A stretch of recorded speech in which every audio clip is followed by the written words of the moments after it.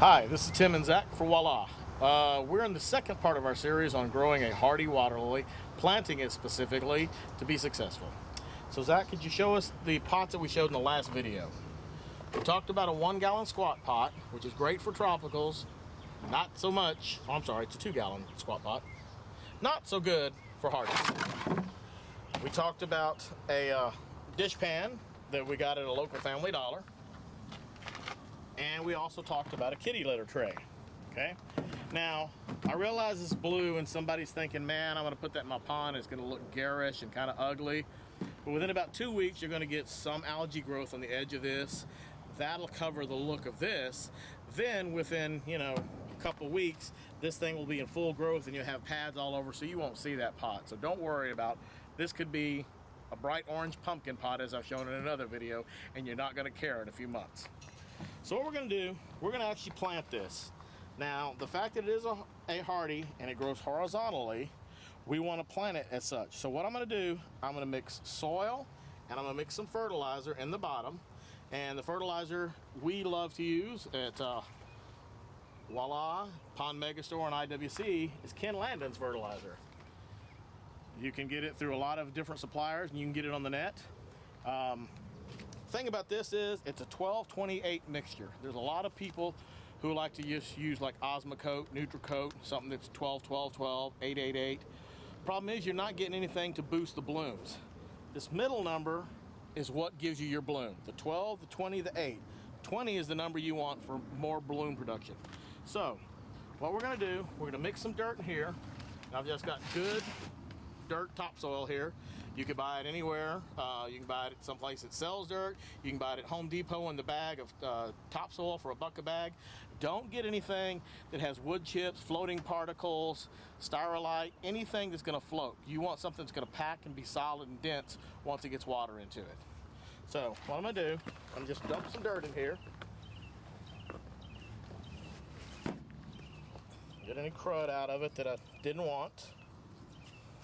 Now, I'm going to get this fertilizer, and this package is good for one plant for about 3 months. Okay, so I'm going to dump it in there. Now, we want to mix this all in to get it so that we don't have a hot spot. So we're going to really mix this in good.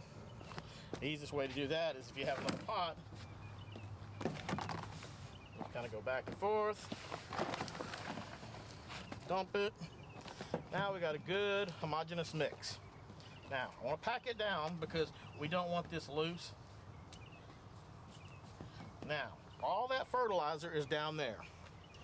This is a very well-established plant, okay? Because of that, it can handle this fertilizer. If this was a very young plant, that would be a little hot and we would have to put dirt in between, okay? So what we want to do to plant this successfully, we want to plant the cut end at the corner. We want it at an angle and we want it going across the long side of the pot, okay? The only part that's really alive on this is out here, the roots at the front and where the new pads are. There's really nothing going to happen here. There's a possibility that this could have a node that would branch and come off at some point, but right now we could really cut this all off and it's not going to matter. This plant would still grow. So we want to take this and we want to put it right here at an angle right there. So now we got our roots going forward, finding the fertilizer. We've got our pads here out of our way. Now we're just going to top it with dirt. We want to make sure it's got enough dirt in it that it's not going to float out, because all these pads that this thing's got on it is going to make it want to float to the surface once we drop it down.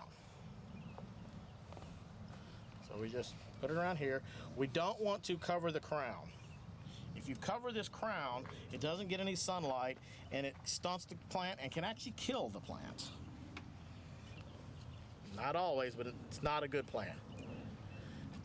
So just packing down dirt here. And as you saw, we had fertilizer in the bottom 2/3 of this container. Now, this plant is not going to go anywhere as far as floating, moving, whatever. It's going to grow this way across this container. Okay, we should probably get about a year of growth out of this at least. Maybe have to repot it next spring. Maybe have to repot it, you know, late in the fall next year. You can actually repot water lilies any time of the year. You don't have to wait till spring. If they get overcrowded and you start noticing that the pads are going from this size down to this size, they've run out of food, they've become root bound, or a combination of both. Many times it's the same thing. Now, this thing is actually ready to go into the water. The only other thing that I might do, the fact that this has 5 pads here in the bud, I might use a single rock to weight it down, put it right on top of that rhizome, and push. Now, what I'm doing is just using some weight to keep it from floating. That's why we want a single one. You could use a rock, a piece of brick, whatever you have. We don't want to fill this thing with rocks. We don't want to fill it with pebbles, because you take a chance on damaging all this new growth here. You take a chance of all this other crud. You add weight to a pot that you don't personally need. And the only other reason would to cover it up some is if you had fish that might dig it up. And same thing, if you can do that, just use a few large rocks around here to let it go through, okay? You don't want a lot of gravel. You know, that just is something else, makes it harder to clean long term. It becomes more of a pain for you in the long term. Now, if you're in an area that gets a lot of weedy type things, naiad, cattails, something birds and other animals might bring in, you could top dress this with 1/2 inch of sand. If so, make sure it's good sand. Maybe buy the sand for like a kid's sandbox, because that's already pre-washed, pre-cleaned, doesn't have salt from the ocean, doesn't have a lot of trace minerals and junk.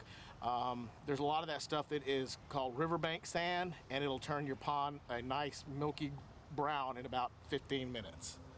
So we have a pot here, we have a plant here, and I know this thing already has a bud. This one's coming up, but I could guarantee that within 2 to 3 weeks with that fertilizer down there, this thing will be blooming. Once again, this is Tim and Zach for Voila. Thanks for watching.